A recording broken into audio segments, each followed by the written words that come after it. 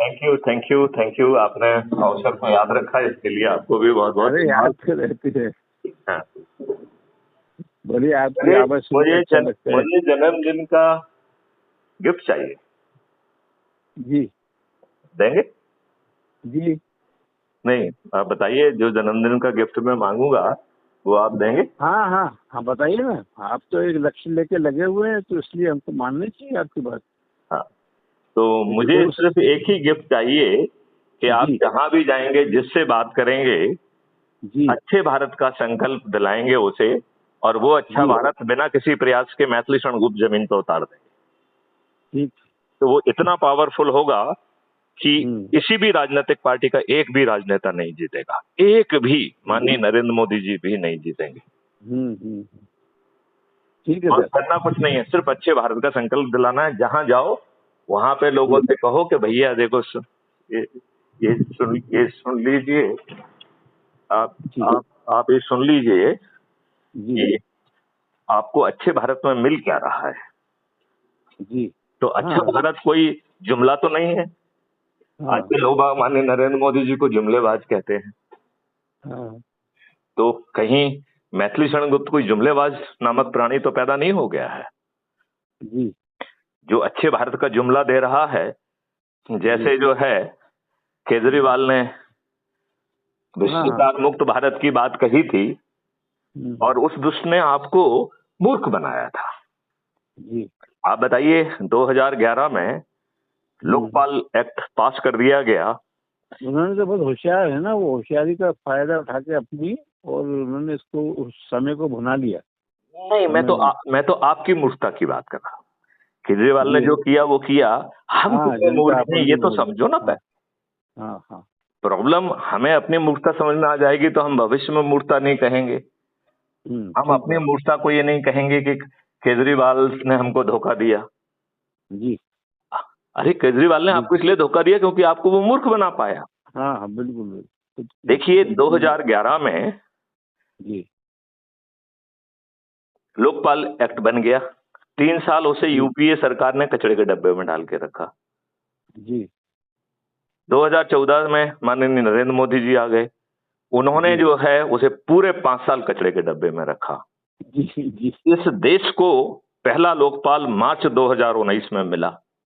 जी ठाकुर साहब, आप पेशे से वकील हैं, जी क्या आपको मालूम है कि आपके देश के प्रथम लोकपाल कौन था? नहीं मालूम। जिस लोकपाल से आप अपेक्षा कर रहे थे कि भ्रष्टाचार मुक्त भारत पैदा हो गया, एक जी श्रेष्ठ वकील भोपाल का जी श्री जी, एन एस ठाकुर, उसे ये भी नहीं वो भी नहीं मालूम जानते। है कि उसका जी नाम क्या था। बिल्कुल बिल्कुल, कुछ मतलब भी उसने नहीं साढ़े मालूम। तीन साल रहकर हम्म, अपना नाम गोपनीय रखा। नाम जानते लोग टीएन शेषन का अभी भी।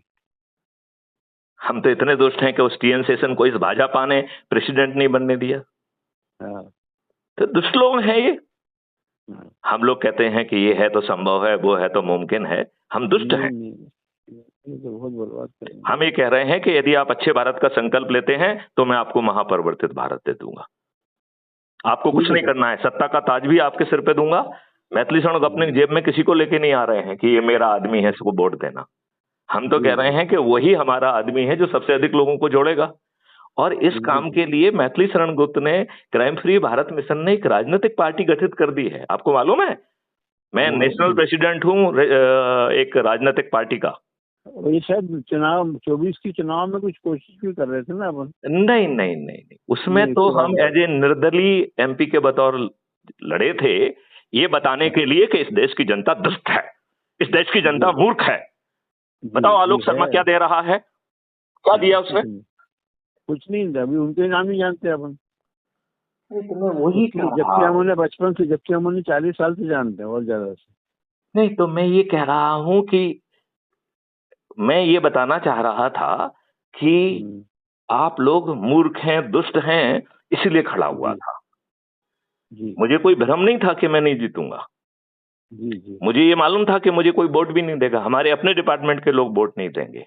जी जी यदि हमारे अपने वोट डिपार्टमेंट के ही लोग वोट दे देते तो 30-40 हजार तो हो ही जाते। हाँ वो तो है। जिनका मैं डीजी रहा वो ही यदि दे देते, जिनका जो मेरे सबॉर्डिनेट रहे हैं, जो कि रिटायर भी हो गए हैं, यदि वही वोट देते थे तो। ये जो आपकी लगन बोलो, जिजीविषा जो बोले, ये मतलब ये जो इसमें आ ही जाएंगे लोग, आ ही गए होंगे, तो चलता है फिर यार, ये सच्चा जो विचार होता है। नहीं, तो मैं वही कह रहा हूं कि यह चुनाव सिर्फ इसलिए लड़ा गया था कि आपको ये बताया जा सके कि आप दुष्ट भी हैं, आप मूर्ख भी हैं, अपने बच्चों को अच्छा भारत नहीं देना चाहते हैं।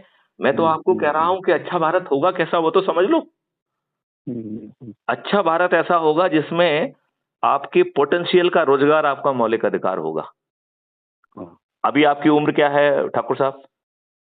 मेरी 70 हो गई है। तो 70 साल की उम्र में मैं आपसे पूछ रहा हूं कि आपके पिता ने, आपके परिवार ने, आपके समाज ने, आपकी एजुकेशन व्यवस्था ने, आपके राज्य ने, आपके देश ने क्या आपका पोटेंशियल कभी पहुंचाने की कोशिश की? शायद नहीं की है।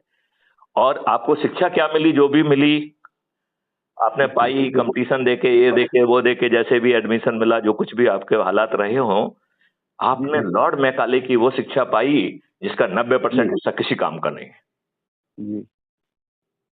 इसके बाद आपने स्ट्रगल करके अपने विवेक से जो अपनी जगह बनाई है, वो आपकी अपनी मेहनत थी।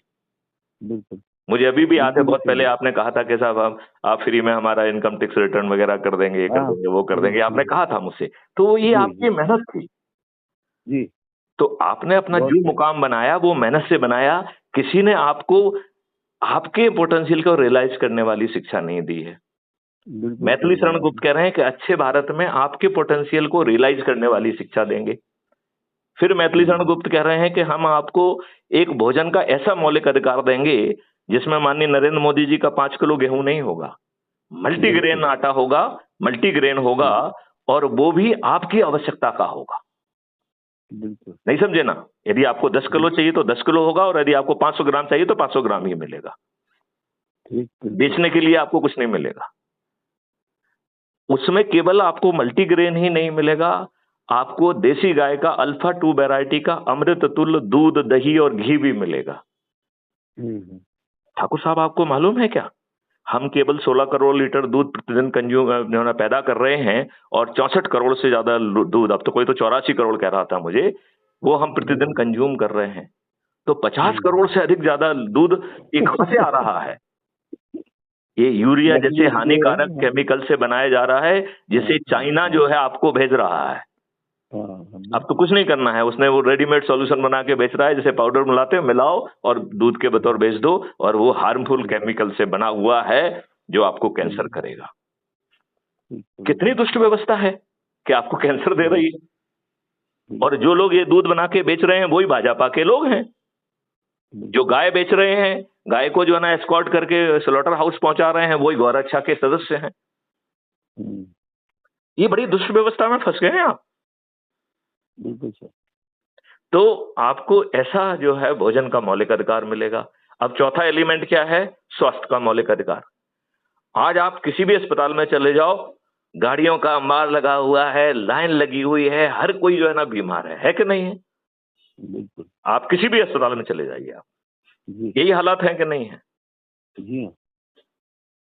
तो आपको एक ऐसा स्वास्थ्य का मौलिक अधिकार मिलेगा जहां पे सभी पैथियां जो है ना आपकी सर्विस में होंगी। आपको किसी का अपॉइंटमेंट नहीं लेना होगा। हर किसी को एक डेडिकेटेड हेल्थ वॉलंटियर मिलेगा जो बटन दबाने पे आपके घर पहुंचेगा और आपका वो लेगा, सैंपल लेगा। उसे जो है आपके लेबोरेटरीज का एक नेटवर्क क्रिएट कर दिया जाएगा। वो शहरों में नहीं होगा, वो गाँव में होगा, क्योंकि गाँव की अधिकांश जनता हमारी गाँव में रहती है। तो हमारे सैंपल टेस्ट होने के लिए दिल्ली मुंबई नहीं आएंगे, वहीं पे लोकली टेस्ट होंगे वो। और गांव के लोग ही को ट्रेंड करके वो काम करने के लिए प्रशिक्षित किया जाएगा, तो जिससे लोगों को रोजगार मिलेगा। और फिर वेलनेस सेंटर होंगे, तो उनका भी एक पूरे देश भर में नेटवर्क होगा, जिससे हर व्यक्ति को एक डेडिकेटेड वेलनेस सेंटर मिले, जिसमें हर पैथी के डॉक्टर होंगे। आप बटन दबाओगे तो आपका डेडिकेटेड हेल्थ वॉलंटियर आपके सब सैंपल ले लेगा और उसी के साथ आपका एनुअल मेडिकल चेकअप भी कर देगा। वो लेबोरेटरी में जाकर सैंपल्स का जो जांच होगी वो सीधे वेलनेस सेंटर में भी पहुंचेगी, डेडिकेटेड हेल्थ वॉलंटियर के पास भी पहुंचेगी और आपके पास भी पहुंचेगी। बिल्कुल सर, करते हैं ये। और फिर सुन तो लीजिए पहले, अच्छा भारत है क्या? ये नरेंद्र मोदी जी का जुमला नहीं है, मैं ये बताना चाहता हूँ। आप बात समझ रहे हो ना? ये नरेंद्र मोदी जी का जुमला नहीं है, ये मैथिली शरण गुप्त का कॉन्क्रीट प्रपोजल है, राइट? और इसमें भारत सरकार के खजाने से एक पैसा नहीं लेंगे, ये भी बता रहा हूं। टैक्स पेयर का एक पैसा नहीं लेंगे और कोई चीज फ्री में नहीं मिलेगी, वो भी सिस्टम बनाया हुआ है। अब आप ये बताइए कि आपका जो हेल्थ वॉलंटियर है, जब आपके डॉक्टर्स उसको सभी पैथियों के डॉक्टर साथ में बैठ के मीटिंग करेंगे कि भाई ठाकुर साहब की बीमारी का स्टेटस क्या है, और फिर आपस में तय करेंगे कि कौन सी pathy can do the best job, right? जो पैथी बेस्ट जॉब कर सकती है वो प्राइमरी करेगी, जो पैथी सेकेंडरी मतलब उससे नीचे है तो उसके सिम्टम्स वगैरह को और बाकी चीजों को, साइड इफेक्ट को जो है ना न्यूट्रलाइज करेगी, वो तो सेकेंडरी और टर्सरी पैथी। तो सभी pathy will be integrated form में आपकी सर्विस में होंगी, डिपेंडिंग अपॉन कि आपकी बीमारी क्या है, वो पैथी जो है ना आपके लिए प्राइमरी रोल करेगी। और फिर जो है आपका और आपके परिवार के सदस्य एक तरफ और आपका डेडिकेटेड वॉलंटियर आपके साथ बैठेगा, और एक वीडियो कॉन्फ्रेंस में उस तरफ जो है ना सभी पैथियों के डॉक्टर बैठेंगे जो आपको ये बताएंगे कि भाई आपका जो है ना ये इलाज होगा, दवाइयां रास्ते में पहुंचा दी गई। अब अज्यूम करिए कि किसी कारण से आपने बटन नहीं दबाया और आपकी बीमारी क्रिटिकल हो गई, तो डॉक्टर कहेंगे चिंता मत करो, अब आपकी बीमारी क्रिटिकल हो गई है, एम्बुलेंस रवाना हो गई है जो आपको लेके जो है वेलनेस सेंटर पहुंचेगी, आपको कोई चिंता नहीं करना है, हमने आपको चेकलिस्ट भेज दी है, उसके हिसाब से आप तैयारी कर लीजिए। और पैसे वैसे की उसमें चेकलिस्ट में नाम नहीं है, क्योंकि पैसा है तो जरूरी नहीं है, नहीं है तो जरूरी नहीं है। आप कोई जितनी भी पेपर फॉर्मेलिटी है वो रास्ते में हो जाएगी। वेलनेस सेंटर को मालूम है कि मिस्टर एन एस ठाकुर जो है वो पैदल चल के जाएंगे, या उनको जो है ना ज्यादा बीमार है, उन्हें व्हील चेयर चाहिए या स्ट्रेचर चाहिए। जैसे बिगेस्ट वीआईपी को जो है ना वो मिलता है, वैसे ही mister N S Thakur will be received. A most ordinary person will be having a super VIP treatment. और यदि उनका ऑपरेशन होना है तो उनको सैनिटाइज करके सीधे ऑपरेशन थिएटर में चला जाएगा, जहां पर जो है ना सैकड़ों कैमरे लगे होंगे, कोई भी पैथी का कोई भी डॉक्टर गड़बड़ी नहीं कर पाएगा। Nobody can do the anything wrong. और फिर आपको जो पांचवा मौलिक अधिकार है वो खुशहाली और समृद्धि का है। इस चीज में भारत सरकार के खजाने का एक पैसा नहीं लग रहा है, और कोई चीज फ्री में नहीं मिल रही है, तो कैसे मिलेगी? इसके लिए सभी व्यक्तियों को एक कल वृक्ष अकाउंट दे दिया गया। वो आपके अकाउंट का शैडो अकाउंट है, उसे आपके अकाउंट में क्या हो रहा है सब मालूम है। जब आपके अकाउंट में पैसा नहीं है तो वो आपसे बिना मांगे बिना आवेदन के आपके अकाउंट में भेज देगा। और फिर एक्सपर्ट को भी दशहरे पे हाँ एक हफ्ते में कोशिश करता हूँ कि 10 लोगों को समझाऊं, बताऊं। नहीं, आप खुद समझाने का काम बिल्कुल मत करिए। आप तो हमारे वीडियो को भेजिए और साथ में बैठ के सुनिए, क्योंकि आप उस भाषा में नहीं समझा पाएंगे ना, उसमें वो ऊर्जा नहीं दिखेगी, उसमें वो कमिटमेंट नहीं दिखेगी, उसकी आवाज में वो ऊर्जा नहीं होगी, वो आप नहीं कर पाएंगे। तो आप क्यों समझाना चाहते हैं? आप हमारे 11,000 वीडियो हैं, उसमें से जो सबसे अच्छा लग रहा है उसको साथ में सुनो। जो आप ये भी बात कर रहे हैं ये भी रिकॉर्ड हो रही है, ये भी कल तक अपलोड हो जाएगी, इसी को सुना दीजिए के साथ। देखो डी साहब ने मुझसे ये जन्म दिवस की गिफ्ट मांगी है, मैं भी आपसे ये गिफ्ट मांगता हूं कि अच्छे भारत का संकल्प लोगे, अच्छा भारत ऐसा होगा। आपकी प्रशासनिक व्यवस्था बदल जाएगी। आज के जानते हो दुष्ट जो है ना प्रशासनिक अधिकारी क्या कर रहे हैं? आजकल आपके फोन पे नहीं आते हैं, आप किसी अधिकारी को फोन करते हो, आपके फोन पे आता है क्या? नहीं आता, नहीं आता है। सबने अपने पीआरओ रख लिए हैं, सिर्फ उन्हीं की एक्सेस है जो उनकी सर्वाइवल के लिए जरूरत है, जिनके वो चरण सेवक बन गए हैं, केवल उनके फोन उठ रहे हैं। आप उनके घर में ऑफिस में मिलने जाते हैं, आप दिन भर बैठे रहेंगे, आपको एक्सेस नहीं दी जाएगी। यही हो रहा है कि नहीं हो रहा है? मेरा एक अपना आदमी को उसका जो है ना कोई पेमेंट नहीं मिल रहा था, 5-6 साल से परेशान था, वो मेरे पास आया, मैंने कहा तुम जाओ मैं फोन कर देता हूँ। उसने कहा कि साहब मैं पहले भी गया था, पूरे दिन भर बैठा रहा, कुछ नहीं हुआ। खैर मैंने फोन कर दिया तो उन्होंने तत्काल उसको अंदर बुला लिया। जब मैं उसको फोन करके बता रहा था कि वो आपको अंदर बुलाने वाले हैं, तब तक उनको बुलावा भी आ गया कि साहब उनको अंदर भेज दीजिए। बोला साहब आपकी बड़ी मेहरबानी है, नहीं तो मैं तो दिन भर बैठा रहता हूँ और 5 साल हो गए हैं, वो मेरा भुगतान नहीं मिल रहा है। मतलब आपको अपनी जायज व्यक्ति की लाभ नहीं मिल रहा है, दुष्टता हो रही है, चारों तरफ भ्रष्टाचार है, अंधकार है। ये सब प्रशासनिक व्यवस्था बदल जाएगी, ये गुलामों के कंडक्ट रूल बदल जाएंगे, साथी सेवकों की वेतन दुगनी कर दी जाएगी और उन्हें काम करने का वेतन मिलेगा, और जो वो काम करेंगे उसी समय उसका असेसमेंट हो जाएगा, वही उसका एसीआर होगा। भविष्य में कोई भी वरिष्ठ अधिकारी या राजनेता किसी की एसीआर नहीं लिखेगा। ऐसा अद्भुत भारत चाहिए, ऐसा अद्भुत पुलिस व्यवस्था चाहिए जिसमें पुलिस वाले आपके एफआईआर दर्ज करने नहीं आएंगे। एक ट्रेंड बहुत पोलाइट सा बोलने वाला व्यक्ति आपके एफआईआर दर्ज करने आएगा और आपकी घर आके आपकी एफआईआर दर्ज करेगा, और अकेले एफआईआर दर्ज नहीं करेगा, वो आपके फोटो, चेहरे के फोटो लेगा, आपके जो है ना निशानों के मेजरमेंट लेगा, और उसके पास छोटे छोटे ऐसे कैमरे होंगे जो वो ऐसा काम कर पाएंगे कि बड़े बड़े डॉक्टर्स की आंखें नहीं काम कर पाएंगे।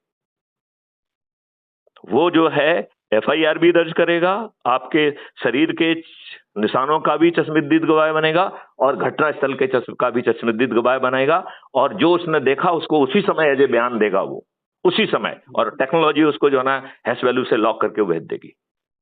और आप पूरा अपना आंदोलन जो है ना उसका रिव्यू मुझे फिर से एक बार रिन्यू कर दिया। अब मैं इसको देखना शुरू करता हूँ, क्योंकि रखे हैं मेरे पास ये वीडियो, तो अभी आपको क्यों रखना है? जाके crime free Bharat YouTube channel पे जाओ, उसको सुनो वहीं पे सीधे, क्या दिक्कत है? ठीक है, अभी करता हूँ sir. Crime free Bharat YouTube channel को सुनिए, ये देश बदल जाएगा। तो मैं अब इस वार्तालाप को यहीं बीच में रोक देता हूँ। नहीं, आप बंद करें, मैं एकदम जोश में आ गया हूँ, अभी करता हूँ। मैं आपसे केवल जन्मदिन की सिर्फ इतनी सी गिफ्ट चाहता हूँ। मैं आपको सिर्फ इतनी गिफ्ट चाहता हूँ कि आप किसी काम से कहीं भी जाएंगे, अपना काम करने के बाद एक वीडियो लोगों को सुनाएंगे, वो कहेंगे ऐसा भारत चाहिए क्या, तो अच्छे भारत की शपथ लो, और शपथ लेते हुए वीडियो लेके मेरे पास टेलीग्राम ऐप में भेजना है, बस इतना काम करना। बड़ा मूवमेंट, ठीक है सर। मैं चंद दिनों में ऐसी व्यवस्था खड़ा कर दूंगा कि किसी भी राजनीतिक पार्टी का एक भी राजनेता नहीं जीतेगा, माननीय नरेंद्र मोदी जी भी नहीं जीतेंगे, ये मेरी गारंटी है। तो किसी ने मुझसे पूछा ठाकुर साहब कि सर ये बात है तो आप पिछले 5 साल से कर रहे हैं, अभी तक तो आप 18,000 तक पहुंचे हैं। मैंने कहा रे दोस्त, मैं तेरे से एक क्वेश्चन पूछता हूं, उसका जवाब देगा? बोले हाँ सर पूछिए। मैंने कहा 100 मीटर से कोई छोटी रेस होती है क्या? बोले नहीं साहब नहीं होती है। मैंने कहा तेरे जैसा धावक यदि स्टार्टिंग पॉइंट पे साधन की मुद्रा पे खड़ा रहेगा और अपना कदम आगे नहीं बढ़ाएगा, तो दुष्ट बता मुझे 100 मीटर में कि छोटी रेस तू कितने हजार वर्षों में पूरी करेगा? बोले सर कभी पूरी नहीं होगी। तो मैंने, यही कारण है, ये बिल्कुल वैसी ही स्थिति है कि जब कर्ण जो है ना तीर मारते थे तो अर्जुन का जो रथ है मुश्किल से 2-3 फीट जो है या 2-3 मीटर पीछे जाता था, और जब अर्जुन तीर मारते थे तो जो है कर्ण का जो है ना कई 100 मीटर जो है ना पीछे चला जाता था। तो अर्जुन को बड़ा गर्व था कि हम तो बड़े धनुर्धारी हैं।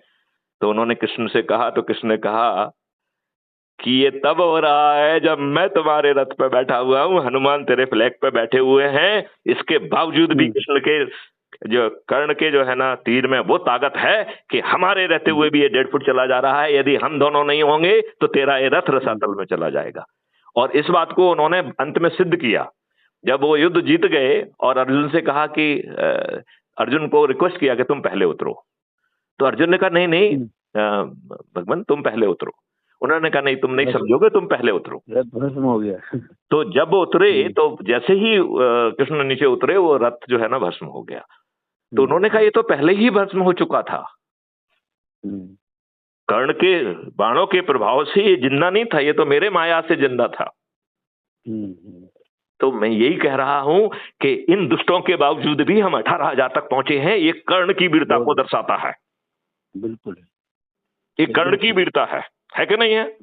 बिल्कुल। आप बताइए, जिस बुलंदी से मैं बोल रहा हूं, एक भी राजनेता इस बुलंदी से बोलने की स्थिति में है? एक भी राजनेता बताइए मुझे। क्या माननीय नरेंद्र मोदी जी उस भाषा से, इस भाषा में बात कर सकते हैं जो मैथिली कर रहे हैं? असंभव है, वो सोच भी नहीं सकते। क्या राहुल गांधी या कोई जो है ना दूसरा राजनीतिक पार्टी का कोई भी राजनेता ऐसी भाषा में बात कर सकता है कि मैं देश बदल दूंगा और भारत सरकार के खजाने से एक पैसा नहीं लूंगा, बल्कि उल्टा भारत सरकार को हम अपने मॉडल से 20 गुना पैसा पहुंचा देंगे। भारत में किसी व्यक्ति को टैक्स नहीं देना होगा। आने वाले भारत में ना कॉर्पोरेट टैक्स होगा, ना इनकम टैक्स होगा, ना जीएसटी होगा, ना सेंटर और स्टेट, कुछ नहीं होगा। भारत में जो है पेपर करेंसी भी नहीं होगी। भारत में 2 डिजिटल करेंसी होंगी और एक ट्रांजेक्शन फीस होगी 2% की। उसे टैक्स नहीं कहेंगे, वो ट्रांजेक्शन फीस कहेंगे। इस ट्रांजेक्शन फीस से भारत सरकार के पास इतना पैसा पहुंच जाएगा जो आज तमाम टैक्सेस से और यहां वहां से कमा पा रहे हैं, उससे 10 गुना पैसा तो इसी से पहुंच जाएगा। और क्राइम फ्री भारत का जो रेवेन्यू मॉडल है उससे भारत सरकार के पास 10 गुना और पैसा पहुंच जाएगा। जब भारत सरकार को हम 20 गुना पैसा दे रहे हैं तो किसी देश के किसी भी जो है ना व्यक्ति से टैक्स क्यों लगना चाहिए? बताइए मुझे, लगना चाहिए क्या? नहीं। तो इस भाषा में क्या देश का कोई भी राजनेता बोलने की स्थिति में है?